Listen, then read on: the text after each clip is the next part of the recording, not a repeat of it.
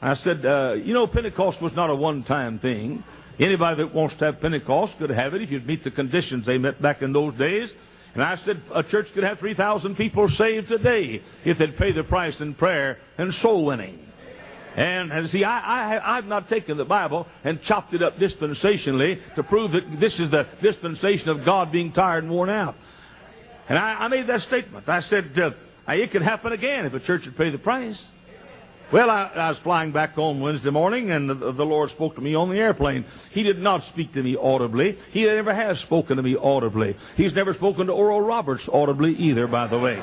But he spoke to me, and he said, that thing you said last night. I knew what he was talking about, because I remember when I said it. I was sorry I said it. I said, what are you talking about? And he said, that 3,000 people saved on one Sunday. You said that could happen again. Did you mean that? I said, yeah. I went to my church that night and shocked myself to death. I walked up and I said, ladies and gentlemen, on March 18 of this year, we're going to have 3,000 people walk the aisle in First Baptist Church of Hammond, Indiana, and have another Pentecost Sunday. When I got home that night from church, and my wife was at the door. She's never at the door when I come in. She's always in the kitchen. That's where we do business when I come in at night. But my wife was at the door. Now, my wife never gets excited. She's got tired blood and low blood pressure and low iron and anemia. And she's the calmest thing you ever saw in your life. When she says hello, the operator says, your 3 minutes is up, please. Deposit some more money. And she was waiting for me. And I walked in and she said, do you know what you said tonight? And I said, what do you mean? As if I didn't know. She said, you made a fool out of yourself tonight.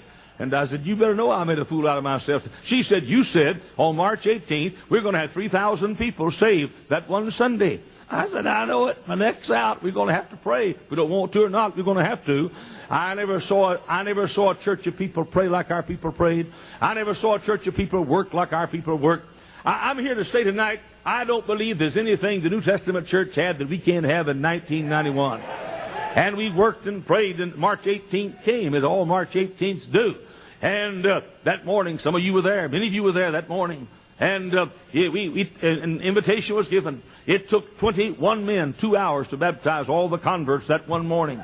I mean, 4 men were in our baptistry. We rented a swimming pool. Folks would walk down the aisle to get saved. We'd ship them out to a bus and bus them down to a swimming pool and baptize them. 17 men in a swimming pool and 4 men in our baptistry. And that night we walked to church and our folks were sitting there. I wonder who made the 3,000. I wonder. And I told my record secretary, don't tell me. Just give me a little card folded one time like that. And I'll take it out, and I'll find out the same time the people do. I walked out trembling that night, and folks were waiting for me to get up and say something. And I said, folks, here it is. And I opened it, and to my surprise, it said 5,190 people walked the aisle. I'm talking about that many folks walked the aisle. Every single one of them was dealt with an open Bible on their knees. We didn't say have a card. We said have a knee. And on their knees, 5,190. I want to tell you something, brother. Oliver B. Green religion is not passed off the scene.